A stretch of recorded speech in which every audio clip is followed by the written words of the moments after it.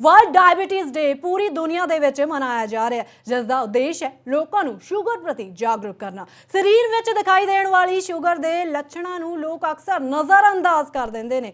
ਇਸ ਵਾਰ ਦੀ ਥੀਮ ਹੈ ਰੁਕਾਵਟਾਂ ਨੂੰ ਖਤਮ ਕਰਨਾ, ਗੈਪ ਨੂੰ ਘੱਟ ਕਰਨਾ। ਇਹ ਦਿਨ ਸ਼ੂਗਰ ਦੇ जोखम ਨੂੰ ਘਟਾਉਣ ਤੇ ਇਹ ਯਕੀਨੀ ਬਣਾਉਣ ਲਈ ਸਾਡੇ ਸਮਰਪਣ ਤੇ ਜ਼ੋਰ ਦਿੰਦਾ ਹੈ ਕਿ ਸ਼ੂਗਰ ਵਾਲੇ ਹਰੇਕ ਸ਼ਖਸ ਨੂੰ ਉਚਿਤ, व्यापक ते किफायती ते उच्च गुणवत्ता वाला इलाज मिले ते उत्थे ही देखभाल भी मिले। डायबिटीज़ साडे शरीर नूं अंदरों नुकसान पहुंचा रही है कि इस दे लक्षण हैं, किवें बचाव किया जा सकता है, इस ते अज असीं खास चर्चा करांगे। ते इस दिन दी थीम है रुकावटां नूं खत्म करना ते गैप नूं घट करना। क्यों आखिर डायबिटीज़ दा खतरा वध रहा है, हड्डियां नूं किवें डैमेज कर रही है डायबिटीज़, की खाना डायबिटीज़ विच पॉइजन साबित हो सकता है, किवें डायबिटीज़ तो बचाव किया जा सकता है। इस ते चर्चा करन दे लई साडे नाल खास मेहमान सेहत माहिर जुड़ चुके हैं डॉक्टर अनिल बंसाली साहब, बहुत स्वागत है जी लिविंग इंडिया न्यूज़ ते। थैंक यू जी, थैंक यू, बहुत बहुत शुक्रिया आपका। डॉक्टर साहब, अज वर्ल्ड डायबिटीज़ डे मनाया जा रहा है तो इसका टीचा भी होंदा है कि लोगों को डायबिटीज़ प्रति जागरूक करना। एक रिपोर्ट हाल ही दे विच सामने आई जिस दे विच देखा गया कि भारत दे विच सब तो ज़्यादा मामले देखे जाते हैं अमरीका ते चीन तो बाद। तुसी की कहोगे, क्यों आखिर भारत दे विच खास तौर पर नौजवानों दे विच डायबिटीज़ के मामले वध रहे हैं? चलिए, तो रीना जी, सबसे पहले तो मैं बताना चाहूँगा वर्ल्ड डायबिटीज़ डे आज के दिन क्यों मनाते हैं। जी जी। क्योंकि शायद ये बहुत कम लोगों को मालूम होगा कि 14 नवंबर के दिन हमारे देश में तो पंडित जवाहरलाल नेहरू का जन्मदिन था, इसे चिल्ड्रंस डे के नाम से जाना जाता था। इसी में साथ में डायबिटीज़ डे जुड़ा, कोई नेहरू जी को डायबिटीज़ नहीं था, पर जिस व्यक्ति ने और जिस वैज्ञानिक ने इंसुलिन को खोजा वो कनाडा से थे, उनका नाम था डॉक्टर बेंटिंग। और उस इंसुलिन की वजह से लाखों लोगों की जान बची है। और चाहे वो टाइप 1 का डायबिटीज़ हो चाहे टाइप 2 का हो, तो इंसुलिन उनके लिए बड़ी लाइफ सेविंग ड्रग है, बड़ी प्राणदायक औषधि है एक उनके लिए। तो उसकी खोज डॉक्टर बेंटिंग ने की और उनका बर्थडे जन्मदिन है 14 नवंबर। तो उनकी याद में पूरी दुनिया में 14 नवंबर को वर्ल्ड डायबिटीज़ डे मनाया जाता है। और ये जो है वो कनाडा के थे, उनके साथ उनका एक स्टूडेंट था बेस्ट, बेंटिंग एंड बेस्ट का जो जोड़ी था उसने इंसुलिन को खोजा।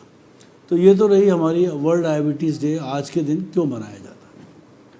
आपका अगला सवाल है कि डायबिटीज़ क्यों world capital of diabetes India है, वो थोड़ी सी उसमें संशोधन करना चाहूँगा, बताना चाहूँगा कि China is the diabetes capital of the world. और चाइना के अंदर करीब 14 करोड़ लोगों को डायबिटीज़ है, क्योंकि हिंदुस्तान में जो अभी नए ताज़ा जो डेटा हैं उसमें 10 करोड़ लोगों को डायबिटीज़ है। तो चाइना से हम थोड़ा पीछे हैं और भगवान करे हम पीछे ही रहें, चाइना हमसे आगे चलता ही रहे। बिल्कुल, अमेरिका ते चाइना तो बाद भारत का नंबर होता है जी, चाइना के बाद भारत का नंबर है। फिर उसके बाद यदि अमेरिका में केवल 5% लोगों को, अमेरिका में मोटापा ज़्यादा है पर डायबिटीज़ कम है। ऐसी तरह से इंग्लैंड के अंदर भी डायबिटीज़ 7% है पर मोटापा वहाँ पर भी 50% है।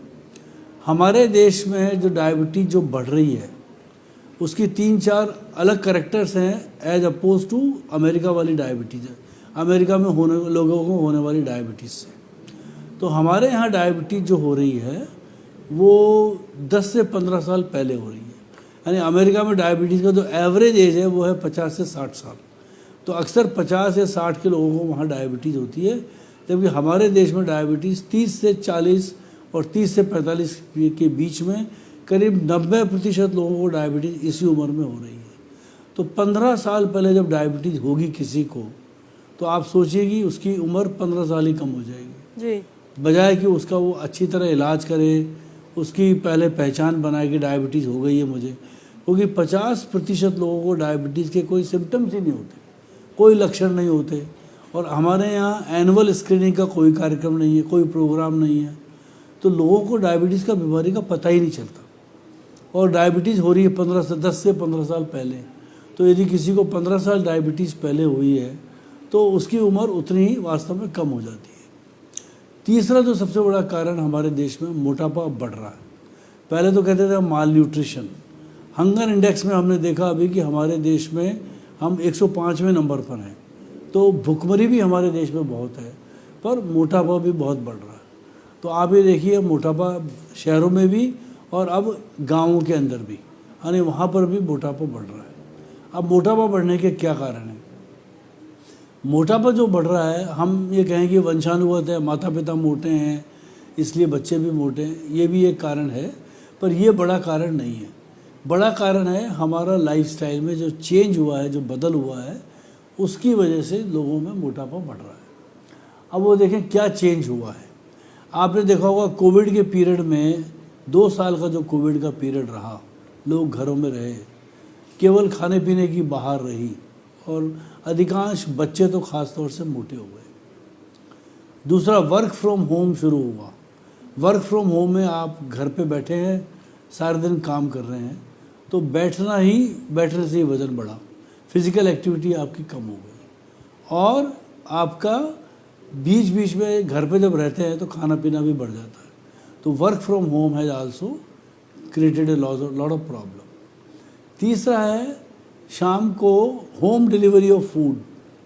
ये जो घर पे जितने भी लोग शाम को घूमते हुए नज़र आते हैं, और अक्सर लोग खाना मंगवा के खाते हैं, तो basically it is a home delivery of disease. ये होम डिलीवरी ऑफ डायबिटीज़ है। वो इसलिए क्योंकि इस तरह का खाना जो हम अक्सर खाते हैं इन बाहर से मंगा के, तो उसमें चीनी ज़्यादा होती है, शुगर और फैट, यानी कार्बोहाइड्रेट और फैट ज़्यादा होते हैं। तो इस तरह के खाना खाने से वज़न अच्छा बढ़ता है। इस तरह का खाना क्यों खाया जाता है? क्योंकि ये खाना स्वादिष्ट होता है। It's a very delicious food. Protein वाले फूड को ज़्यादा डिलीशियस नहीं होते। दाल है, पनीर है, may not be so delicious, पर पास्ता है और आपका जितने भी जो जंक फूड है, they are all very tasty because they are rich in fat. चौथा कारण, स्क्रीन टाइम। एवरेज आदमी का स्क्रीन टाइम, अभी रिसेंटली एक डेटा था कि दुनिया में और हिंदुस्तान के लोगों का स्क्रीन टाइम मिनिमम 5 से 6 घंटा है। मोबाइल पे, व्हाट्सएप पे, लैपटॉप पे, किसी भी बहाने लोग लगे, यूट्यूब पे सारे दिन चल रहा है। तो इतना टाइम यदि आप रहेंगे स्क्रीन टाइम, आपका फिज़िकल एक्टिविटी कम हो। तो ये तो रहा आपका लाइफस्टाइल में चेंज ने हमारे को 2 चीज़ से नुकसान किया। डायबिटीज़ को बढ़ाया और डायबिटीज़ को जल्दी उम्र में लेके आ गया। इसके अलावा स्ट्रेस, ये एक बहुत बड़ा फैक्टर है जो कि डायबिटीज़ करता है। लोग इसको भले ही नहीं पहचानते हों, पर घर में परेशानी, क्योंकि लोगों में टॉलरेंस बड़ी कम हो गई है, ऑनेस्टी कम हो गई है। तो यदि आप अक्सर झूठ बोलेंगे तो हमेशा परेशान रहेंगे। तो हमारे व्यवहार में जो बदल आया, बिहेवियर में, तो उसकी वजह से हमारा ये जो स्लीप का पैटर्न है, हमारा ये जो पैटर्न जो है वो सारा चेंज हो गया। स्ट्रेस बहुत बढ़ गया। उस स्ट्रेस बढ़ने की वजह से भी डायबिटीज़ बढ़ी है। आप और तीसरा जो मेन फैक्टर अब जो आ रहा है, स्लीप। आपका स्लीप डिस्टर्बेंसेस कॉमन है। अक्सर कहते हैं हम 7 से 8 घंटा सोइए, या चलो 6 से 7 घंटा तो ज़रूर सोइए। स्लीप आपकी साउंड होनी चाहिए, उसमें उठना नहीं है। तो ऐसी नहीं, लोग सोते ही 2 बजे हैं। और आपने देखा होगा कि अभी बड़ा सरप्राइजिंग बात कि हमारे देश में कई जो सेलिब्रिटीज़ हैं, दे डाइड। अभी राजू श्रीवास्तव का डेथ हुआ, शुक्ला जी एक थे टीवी एक्टर, उनका डेथ हुआ। तो ये सब जो यंग डेथ हो रहे हैं, ये सब इसीलिए हो रहे हैं कि आप अचानक, एक तो सारे शरीर का फिजिकल एक्टिव, उनके सारे जो मेटाबॉलिक पैरामीटर हैं वो सब ख़राब हैं, तो उसके ख़राब होने जो पता ही नहीं चलता। और एक जो कारण है कि उसकी वजह से ये जो हो रहा है कि आपके इसके अलावा suddenly you start doing gym with a heavy weight and all, ये blood flow to the heart increases, बढ़ता है वो, और वो तेज़ी से बढ़ता है जब, तो वहाँ जो हार्ट में कोलेस्ट्रॉल के जो पार्टिकल हैं वो तेज़ी से हिलते हैं और क्लॉट बना देते हैं, रप्चर हो जाते हैं। तो ये कई कारण आप देखें तो मेन तो लाइफस्टाइल, खाने पीने में चेंज, स्ट्रेस, स्लीप, और जो अंत में कहें कि भाई माता पिता को डायबिटीज़ है इसलिए हमें हो गया, तो चलो वो भी एक कारण है, इसमें मनाही नहीं है। पर मेन तो यदि है कि यदि आपके माता पिता को भी डायबिटीज़ है जी, पर यदि आप परहेज रखते हैं इन सब चीज़ों से, तो फिर भी आप डायबिटीज़ को रोक सकते हैं। तो जेनेटिक फैक्टर्स आर इम्पॉर्टेंट, जी। but they are not as important as environmental factors. Doctor ਸਾਹਿਬ ਇਸ ਵਾਰੀ ਦੇਖਿਆ ਜਾ ਰਿਹਾ ਹੈ ਕਿ ਪਹਿਲਾਂ ਬਜ਼ੁਰਗਾਂ ਵਿੱਚ ਹੀ ਦੇਖਿਆ ਜਾਂਦਾ ਸੀ, ਇੱਕ ਏਜ ਫੈਕਟਰ ਵੀ ਦੇਖਿਆ ਜਾਂਦਾ ਸੀ, ਪਰ ਹੁਣ ਬੱਚਿਆਂ ਦੇ ਵਿੱਚ ਵੀ ਡਾਇਬੀਟੀਜ਼ ਹੋ ਰਿਹਾ ਹੈ। ਤੇ ਇਸ ਦੇ ਲੱਛਣ ਕੀ ਹੁੰਦੇ ਨੇ ਬੱਚਿਆਂ ਦੇ ਵਿੱਚ, ਮਹਿਲਾਵਾਂ ਦੇ ਵਿੱਚ ਤੇ ਪੁਰਸ਼ਾਂ ਦੇ ਵਿੱਚ, ਤੇ ਉੱਥੇ ਹੀ ਕਿਵੇਂ ਬਚਾਅ ਕੀਤਾ ਜਾ ਸਕਦਾ ਹੈ? ठीक है, तो आपका सवाल है कि बच्चों में भी अब है ना, पहले इसको मानते थे बुढ़ापे का बीमारी, जी। तो डायबिटीज़ हम पढ़ाते हैं ऐसे कि it's a disease of ageing. अब बच्चों में हो रहा है। बच्चों में होने के वही कारण जो मैंने आपको पहले बताए कि सारे कारण बच्चों में वही है कि उनका फिजिकल एक्टिविटी और डाइट पैटर्न चेंज हो गया है, और स्कूल का स्ट्रेस भी हम काउंट कर सकते हैं। अब बच्चों में क्या लक्षण होते हैं? बच्चों में अक्सर, बड़े लोगों में तो मैंने कहा कि 50% लोगों में कोई लक्षण नहीं होते, परंतु बच्चों में अक्सर 70 से 80% लोगों में लक्षण होते हैं जी। तो अक्सर लक्षण क्या होते हैं उनके? या तो उनको पेशाब ज़्यादा आना शुरू हो जाता है, या उनका वेट कम हो जाता है अचानक, या वो बेड वेटिंग शुरू कर देते हैं दोबारा कि बिस्तर में रात में पेशाब कर दिया, या भूख ज़्यादा बढ़ जाती है बच्चों की, या उनको कोई घाव, कोई चोट लगा वो घाव नहीं भरता है।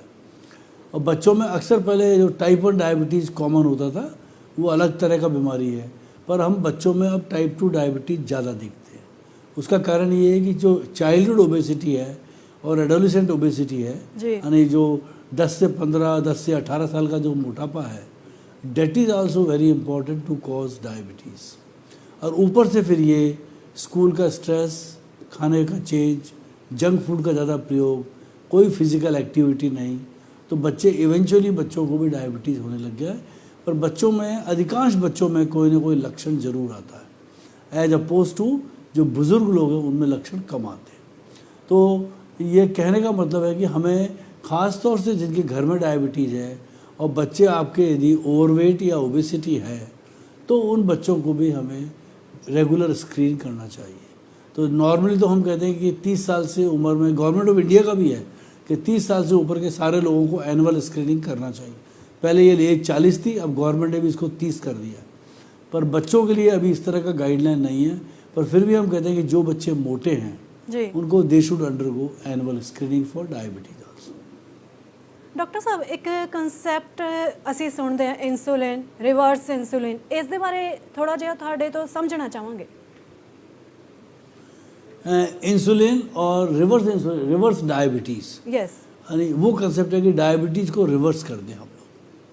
तो पहले ये मानते थे कि एक बार आपको डायबिटीज़ सेट हो गई है तो वो डायबिटीज़ सारी उम्र चलेगी, आप उसको खाली कंट्रोल कर सकते हैं, उसको क्योर नहीं कर सकते। यानी हम खाली ट्रीटमेंट दे सकते हैं पर क्योर नहीं कर सकते। पर पिछले 5 वर्षों में लोगों ने एक स्टडी किया, उसका नाम था डायरेक्ट स्टडी। उस स्टडी ने पहली बार दिखाया कि यदि आप 15 किलो वज़न कम कर लें अपना, तो अक्सर उस स्टडी में सारे लोगों का वज़न 90 से 100 किलो के आसपास था। तो उन्होंने 15 किलो वज़न कम किए। 15 किलो वज़न कम करने के बाद उनका डायबिटीज़ रिवर्स हो गया। तो पहले ये मानते थे कि डायबिटीज़ रिवर्स होता ही नहीं है, डायबिटीज़ एक बार सेट हो गया तो सेट हो गया, और उसको सेट हो गया, उसको खाली इलाज कर सकते हैं पर ठीक नहीं कर सकते। पर उस स्टडी ने ये बताया कि आपका पेंक्रियाज, जो मानते हैं कि वो जहाँ इंसुलिन बनती है वो रीजनरेट होता ही नहीं है, पर इस स्टडी ने ये बताया कि पेंक्रियाज दोबारा वापस काम करना शुरू कर देता है। क्योंकि पेंक्रियाज के अंदर भी, जैसे जब शरीर मोटा होता है तो उसमें शरीर के हर अंगों में भी फैट है, यानी हमारा शरीर ऊपर से ही मोटा नहीं है, शरीर के प्रत्येक अंग में फैट जमा हो जाती है। जैसे लीवर, फैटी लीवर जिसको हम कहते हैं, ऐसे ही पेंक्रियाज में भी फैट जमा हो जाती है, ऐसे ही आपकी हार्ट में भी फैट जमा हो जाती है। तो इन सब अंगों की आपकी जो काम करने की क्षमता है वो घट जाती है। तो पेंक्रियाज में यदि फैट जमा हो गई तो पेंक्रियाज ने काम करना कम कर दिया, तो इंसुलिन कम बनी। इंसुलिन जब कम बनी तो फिर डायबिटीज़ हो गई।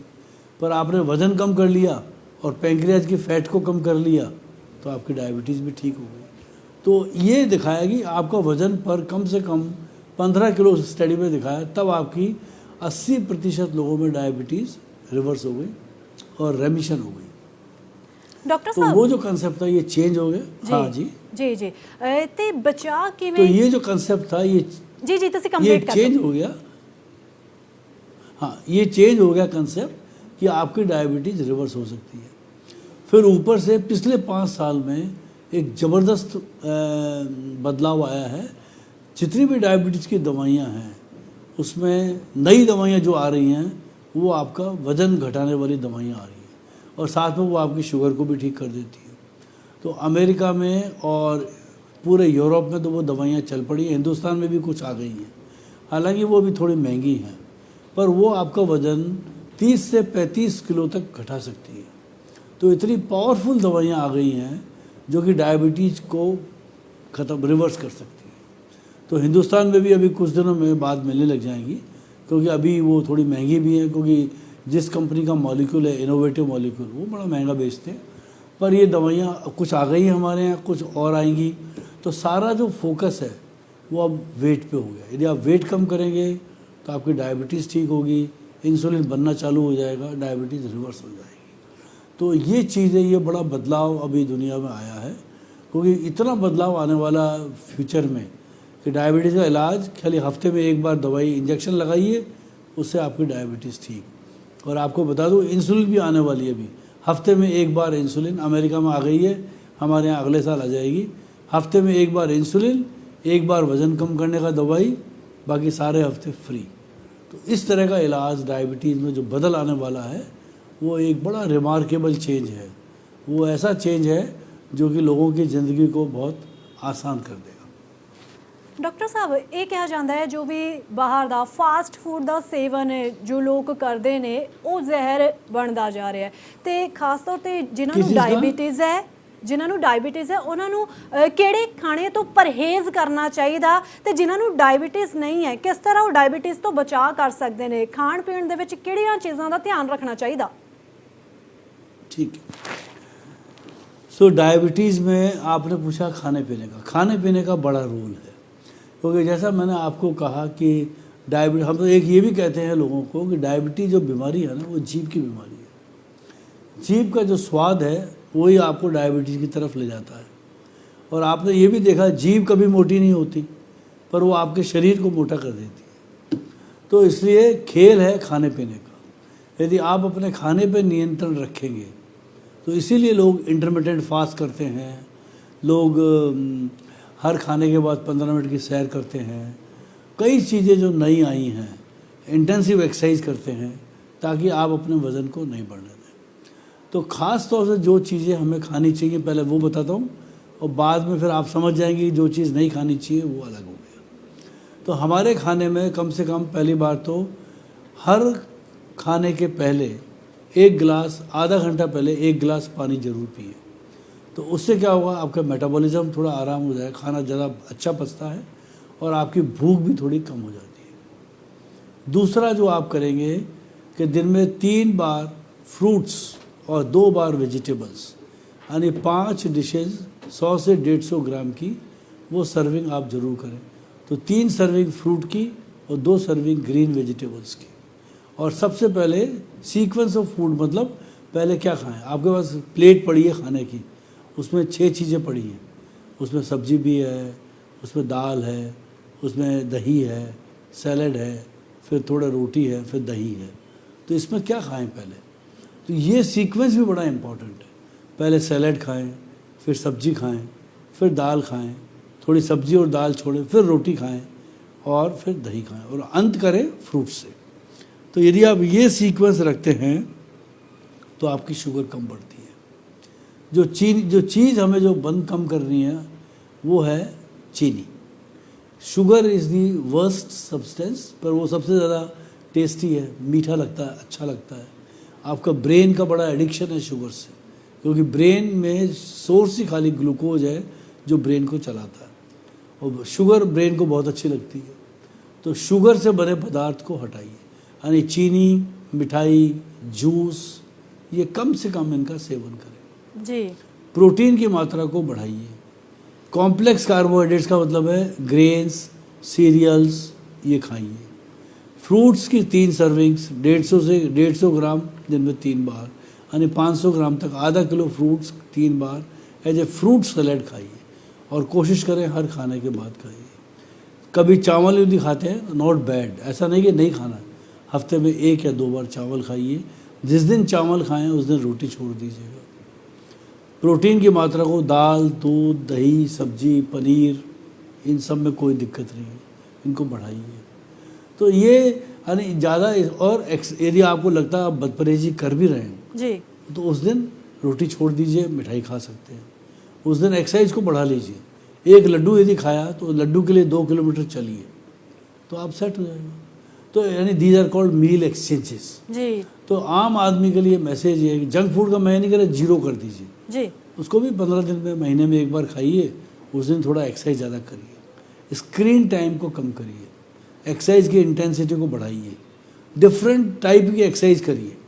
किसी दिन जिम, किसी दिन वॉक, किसी दिन रनिंग, किसी दिन स्विमिंग।